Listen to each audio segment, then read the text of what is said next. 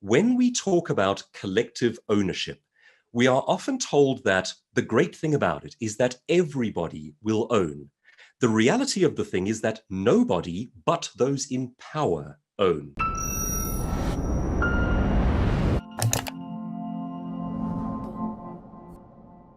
The Great Reset is an idea put forward by the World Economic Forum to fundamentally restructure the global economy in the wake of COVID-19.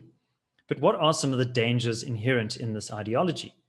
Joining me to discuss is Douglas Kruger, who's a speaker and author focusing on political correctness.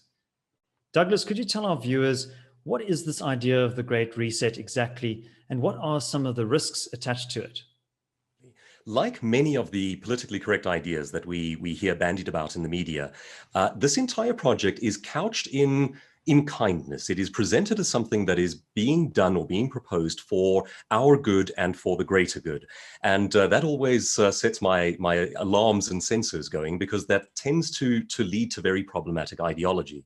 In a very quick nutshell, the proposal out of Davos is essentially this: a group of exceptionally powerful individuals, predominantly in the banking, finance, and business sector, in alliance with government leadership, are proposing that as a result of these COVID lockdowns that have done a great deal of damage to economies globally, they perceive that they now have an opportunity to rebuild economies, but to do so in what they believe is a more enlightened fashion.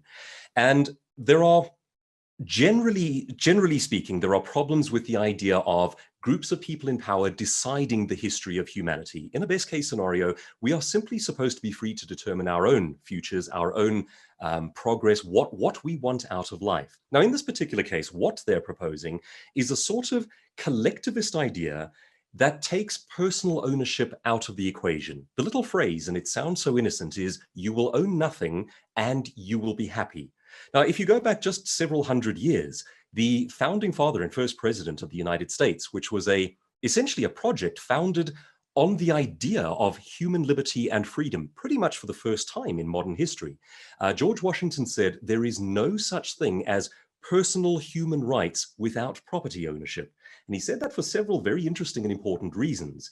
But the principle is sound. If you are dependent on a greater power for everything, then you are not free. You place yourself as an individual in quite a precarious situation.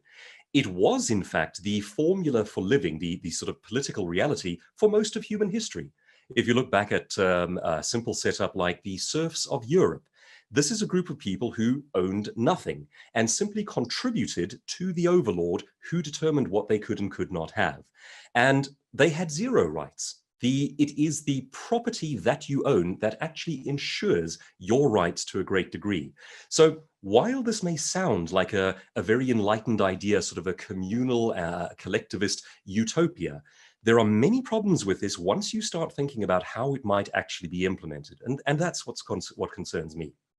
So Douglas, is there a risk here that we could see an encroachment of state power into the lives of ordinary individuals and essentially a kind of creeping tyranny that takes hold? Well, economist and historian Dr. Thomas Sowell makes a very interesting point about how humans evaluate political systems. And he says we make the terrific mistake of evaluating them based on their kindly sounding intentions before the fact, rather than on their outcomes after the fact.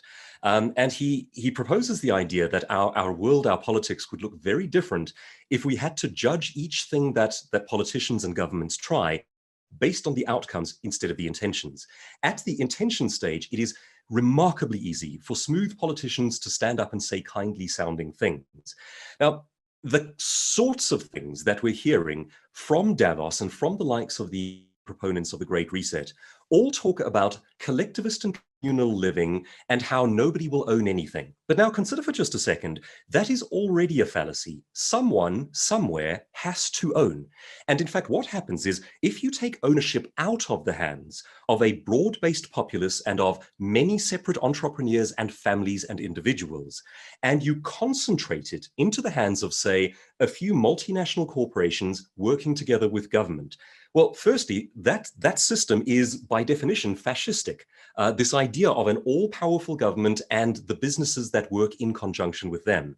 It leads very quickly to cronyism to the types of corruption that we see, particularly in South Africa, where we are so keen on talking about business and government collaborating. And doesn't that just sound like such a good thing? Business and government collaborating. What happens there is you have the people who own the rules, enforce right and wrong, and have a financial incentive to be corrupt, working with the people who have the money and have an incentive to corrupt them. It's a dreadful formula just to begin with. However, what concerns me is perhaps on a bigger scale than that. When we talk about collective ownership, we are often told that the great thing about it is that everybody will own. The reality of the thing is that nobody but those in power own. And that impulse to take away private property ownership and to concentrate it into the hands of a representative government is purely Marxist. I mean, it is the heart and soul of the Marxist idea, which stripped down to its basics is nobody owns property, it is collectively owned. And as I say, of course, the fallacy there is that it is not actually collectively owned. It is owned by those in power. Now, what can go wrong with that? Well, if we look at modern day China, we get a very good example of this one. Modern day China, of course, a bit of a mixed economy. They have prospered to the degree that they've started permitting free trade. However, they are still very much a Marxist society. And they work according to social credit scores. And social credit scores imposed by law represent a very chilling idea. Now imagine this, for example. You as a family do not own your home. You do not own what is around you. You do not own your business. The government has absolute control because they are the representative of collective ownership. Now imagine a scenario in which you do something that the government does not approve of. You read a book that it doesn't want you to read. You write an essay or an article that it doesn't like. You create a YouTube video commenting on something in a negative way. Now, those are all things that productive human beings do to critique and build and grow their society. But you can't do it there. And if you do something that the government disapproves of, using these social credit scores, they can ghost you. They can effectively lock you out of your world. And it works because you don't own anything. It is that ownership, that broad-based private ownership, that keeps people free from government tyranny.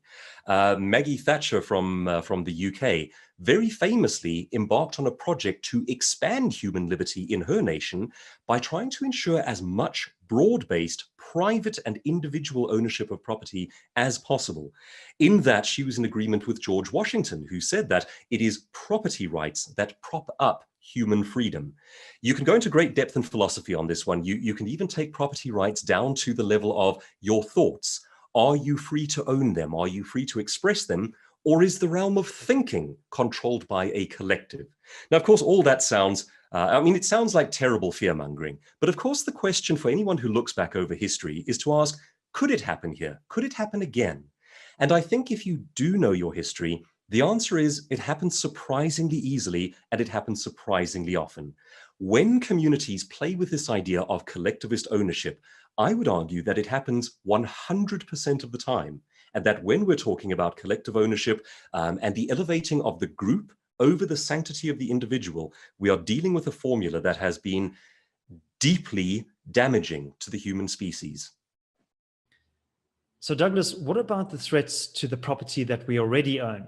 Is there a risk there that we might lose our ownership over our existing property? David, that's an excellent question, and it's one that I think people are not considering. Now, think again of those words. You will own nothing, and you will be happy. It doesn't allow for you will continue to own what your family has bequeathed down the generations. The simple statement, if we are to take them at their word, is you will own nothing, and you will be happy. Now, that poses some fascinating problems in terms of what communities already own. We largely around the world, we own our homes. We bequeath heirlooms, family heirlooms to the next generation. You might own a wedding ring. You might own things that you want to give on to your children. And I would argue that that is one of the very best things that we do. Each generation tries to uplift the next generation. This philosophy seems to be saying, instead of doing that, we reset each generation at zero and leave you dependent on a government welfare system. Now, from the most basic human perspective, that strikes me as deeply unhealthy. If the best thing we do is to raise up our children and help them to go further than us, then starting at zero with government dependency every generation, it strikes me as a bit of a chilling idea. If you look at basic stats, human stats, around groups of people living on welfare, you will find that you have disproportionate rates of marital breakup, of family breakup, of alcohol and drug abuse, and of interpersonal violence. The stats are way different to people who are self-sufficient, self-sustaining, employed, or running their own businesses. So one of the things that I think people are not considering here is, under a paradigm in which nobody owns anything, we all become a group of people living under the welfare state. And it seems to me that that is a very good way to do damage to the health and to the psyche of human beings. We don't seem to prosper under such conditions. I concede very readily that we have to help the poor and the struggling among us. I mean, that is a Christian, a Judeo-Christian principle. It has been built into Western classical thinking for a very long time. But a welfare state in which you don't do anything, but you live dependent on the government, seems to cause human beings to rot. I don't think it's a healthy scenario. We're proposing it on a global scale. Well, thanks very much, Douglas. I think it's important that we interrogate the dominant narratives that are emerging from global institutions like the World Economic Forum, and to ask ourselves, who are these narratives serving exactly? My name is David Ansara. Please remember to like this video and subscribe to the channel for updates from the CRA team every weekday morning. Please do also let us know what you think in the comments section below. Is there a sinister motive behind this idea of the Great Reset, or is that just a conspiracy theory?